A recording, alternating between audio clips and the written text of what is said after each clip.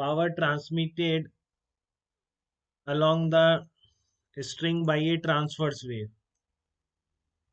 ठीक है ना।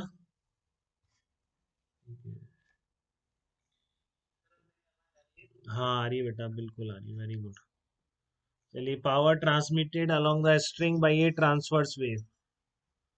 तो ये आपकी देखो, ये मैंने जनरल लिखा है कि कोई इस तरह से पार्टिकल ऊपर जा रहा है, ठीक है, और इस पूरे को एक साथ सिस्टम ले लिया मैंने, ठीक है ना। सब पे टेंशन फोर्स इस मीडियम को मूव करा रहा है एक तरह से, ठीक है ना।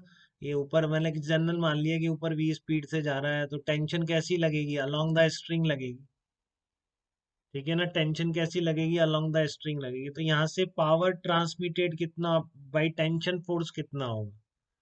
पावर का जनरल एक्सप्रेशन सबको पता है, मैंने बताया था, instantaneous power, power supplied by a force at any instant in physics is given by F vector dot V vector. हमारे लिए पावर यही है मैकेनिक्स में, ठीक है, किसी भी फोर्स की। तो ये टेंशन फोर्स जो पावर सप्लाई कर रहा है आगे के मीडियम को, तो यहाँ भी वही लगाएंगे, टी डॉट वी, ठीक है। तो ये मैंने जनरल मान लिया, वी पॉजिटिव है ऊपर, तो वी अगर पॉजिटिव है तो ऊपर जा रहा है, तो इस तरह से टेंशन फोर्स ऐसे लग रही होगी, ठीक है। तो देखो फिर मैंने क्या लिखा, T dot F dot V कैसे लिखूंगा मैंने डायरेक्ट लिख दिया, टी वेक्टर वी वेक्टर, तो T V cos pi by two plus theta लिख सकता हूँ। क्या लिखूंगा, P इक्वल टू एफ, यहाँ लिख देता हूँ मैं, देखो ऊपर लिख देता, P equal to F dot V से लिख रहा हूँ मैं। तो ये कितना हो जाएगा, T into V into cos, यही होता है डॉट प्रोडक्ट। तो ये एंगल पाई बाई टू है, कितना हो गया, cos pi by two plus theta, ठीक है।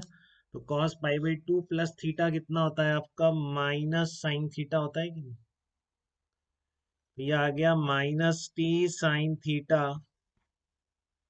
इंटू वी, ठीक है ना, minus T sine theta into V आ गया। तो अब आप यहाँ से देख लो, इसको मैंने यहाँ मान लो इस तरह से लिख दिया, minus T sine theta into we.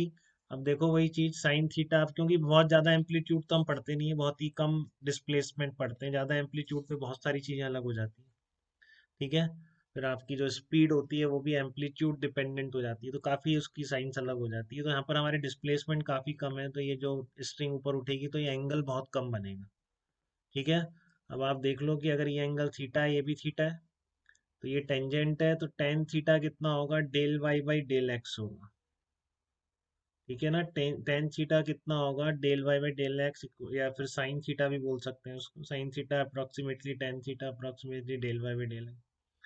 तो पावर कितनी आ गई है, minus T into del Y by del X into del Y by del T आ गई। ये इंस्टेंटेनियस पावर है, जनरल एक्सप्रेशन है, ठीक है ना। किसी भी तरह की वेव चले स्ट्रिंग पर, तो जूल पर second crossing eight any point, क्या कह रहा हूँ, पावर का मतलब है कैसी भी वेव चले तो किसी भी पॉइंट पर जूल पर सेकंड क्रॉसिंग, या power supplied by tension force at any point eight any instant, उसका फार्मूला है बेटा, कोई एवरेज वैवरेज नहीं है बिल्कुल, ठीक है ना। और कैसी भी wave, minus T del Y by del X into del Y by del T, आज तक यही में यूज नहीं हुआ है, बट कभी हो जाए तो मैंने आपको बता दिया। जनरली वो साइन वेव पूछता है, बट आपको याद रखना है, बता दिया, ठीक है ना।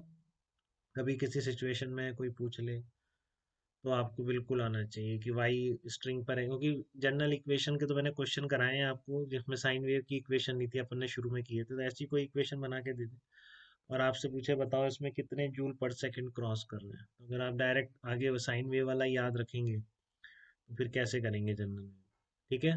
तो आपको ये भी ध्यान रखना है, minus T del Y by del X into del Y by del T. ये क्लियर है ना, del Y by del X क्यों कर दिया मैंने, क्योंकि ये क्या बन रहा था, टेंजेंट बन रही थी, और ये वाई जो भी स्ट्रिंग की जो शेप होगी उसको एक्स और वाई बना के अपन लिख ही सकते हैं, ठीक है ना। स्ट्रिंग की शेप पर जो टेंजेंट होती है वही del Y by del X होती है, क्योंकि वाई यही है मीन पोजीशन से डिस्प्लेसमेंट, ठीक है। तो इसलिए del Y by del X, और वी पता है आपको, पार्टिकल की speed at any point is del Y by del T. अब इसको फिर से अपन पहले की तरह साइन वेव में अप्लाई करेंगे, और फिर उसके रिजल्ट ढंग से याद रख लेंगे, तो हमको साइन वेव में भी पता पड़ जाएगा किसी भी पॉइंट से जूल पर सेकंड कितने क्रॉस कर रहे हैं, एट एनी इंस्टेंट भी पता पड़ेगा, उसकी एवरेज वैल्यू भी लिखेंगे, जैसे हमने एवरेज वैल्यू एनर्जी स्टोर्ड की लिखी थी, ठीक है।